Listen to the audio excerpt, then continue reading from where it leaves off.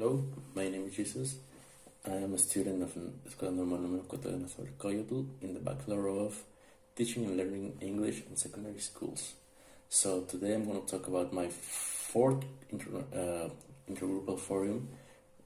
In this case, I'm going to talk about my VLO construction.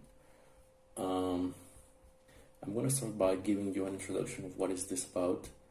The first part is the context, and well, we all know that due to the situation, we live in a very fragile world and a very fragile universe. So we are not aware of what could happen nowadays, and that shows that the country is not prepared, not even the society, not even the schools.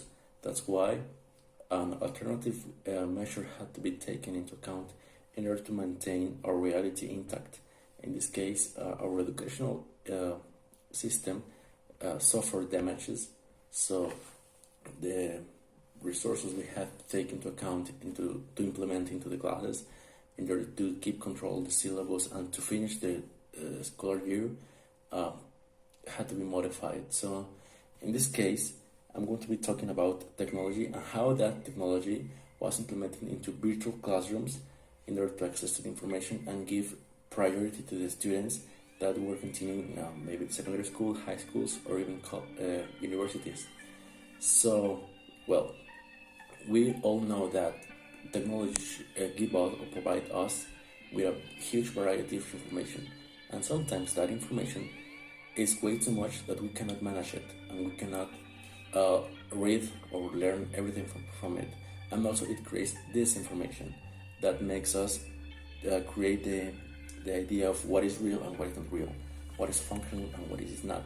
So, having that said, our educational system had to be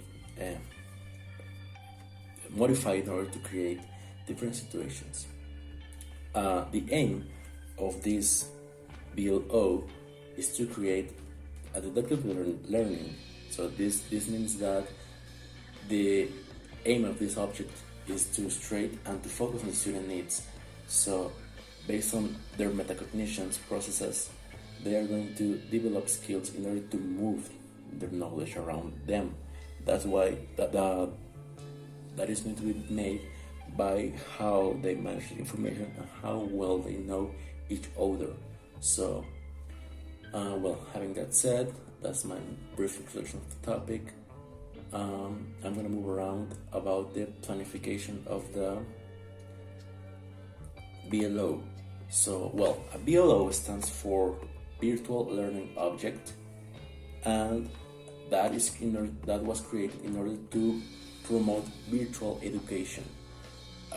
In this case, I'm going to be talking about Excel Learning. That's the platform we chose in order to create our VLO.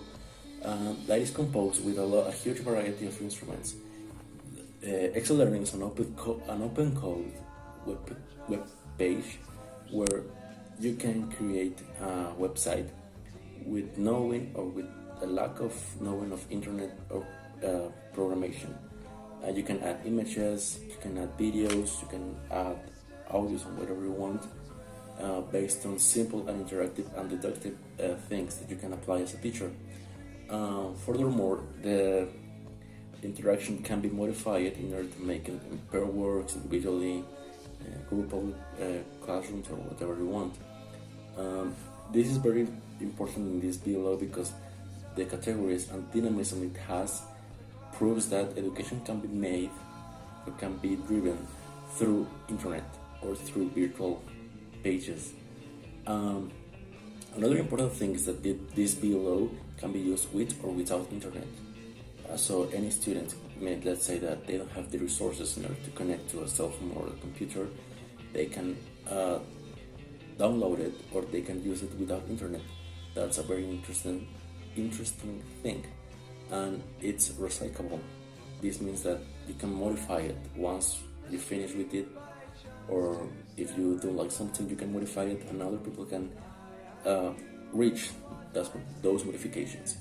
So it can be available all the time. You have it in the web until the server full or something happen. But that is another thing that is beyond our our understanding, and well, not understand our capacities. There is like a website problem or something like that. Virtual Excel learning is very useful because it's simple and it can be used with and without internet. That is a very important thing because let's be honest, not all the students, and not even the university ones or higher education ones, have some resources, or no, they do not know how to use technology. So the objectives of this VLO are to inform education through technology by the usage of accessible websites. This means that the intention is to promote education and to let know students that there is a way of learning, not only in the classroom but also in the internet. Another objective is to make usage of English grammar through real-life situations. In this particular case, I'm going to be using the quarantine and all the things that have been happening around us in order to create a learning environment where English can be taught through real context situations, and that becomes a meaningful learning process since students can encompass what they have lived and what they have known from the real life to the things or the context I'm putting them into the classroom. Another situation is to implement virtual education and make it accessible. This means that, as I already said, Excel can be used with or without internet. This means that they can apply it whenever they want. And to create students the usage of tools. This means the internet and all the things they can use in the website. Well, how can I construct a VLO? Well, first of all, what is Excel Learning? Excel Learning is an open code page where a teacher can access to it and modify it as it wish. Once you have downloaded the application of Excel Learning to your computer, you have to develop an outline where it contains all the references, all the description, all the materials, all the images, all the things we're going to do, including the didactic sequence, where you can put all the things we're going to be using in the construction of your VLO, and that serves as a point of focus in order to know what is going to be pointed out in your VLO. Well, the dimensions based on Luchetti and Fernanda are going to be based on the procedures on how students manage information. How do they achieve the learning processes? How do they manage to search for ways in order to construct their knowledge? So, well, that is one of my main dimensions. And, well, my activities were based on key strategies because due to the variety of metacognitive processes, there are students that learn from one way and there are other students that learn from another way. So in this VLO, I focused on key concepts I focused on 3 points. First one is key concepts for students that they need the previous information in order to know what they are going to be approaching. The second point is the deduction of meaning, where they can infer and they can construct knowledge parting from inferences or deductions according to what they are observing in the VLO. And another important thing is the repetition based on, let's say, the Antonio method and whatever stuff that can help them to, through repetition, they can memorize things. But the important thing here is that they don't memorize things. The VLO object is to create meaningful learning processes, not just memorization. Once you have the outline and all the resources and materials you're going to be using, you can move around to the didactic sequence, where, according to the Esbarriga, is a crucial step where the teacher has to develop activities and how to put them together in order to reach all the students and all their needs. So you have to prepare your activities, your questions, because you have to make yourself questions about how do your students learn. So how to encompass those information in order to put them to the classroom.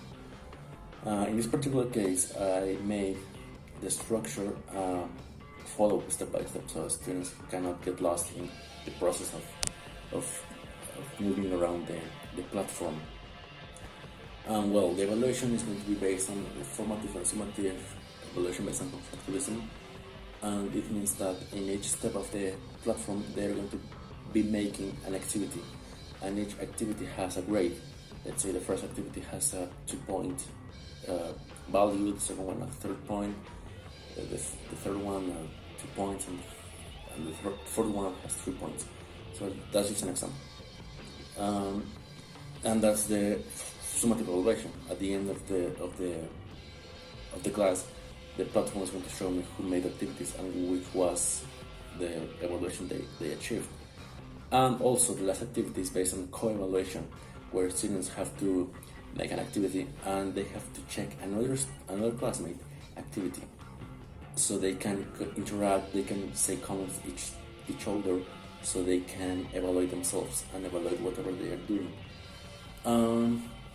And then, well, I have my references, but this is basically my construction of the VLO. I chose to make this in an easy way. I had so many difficulties, like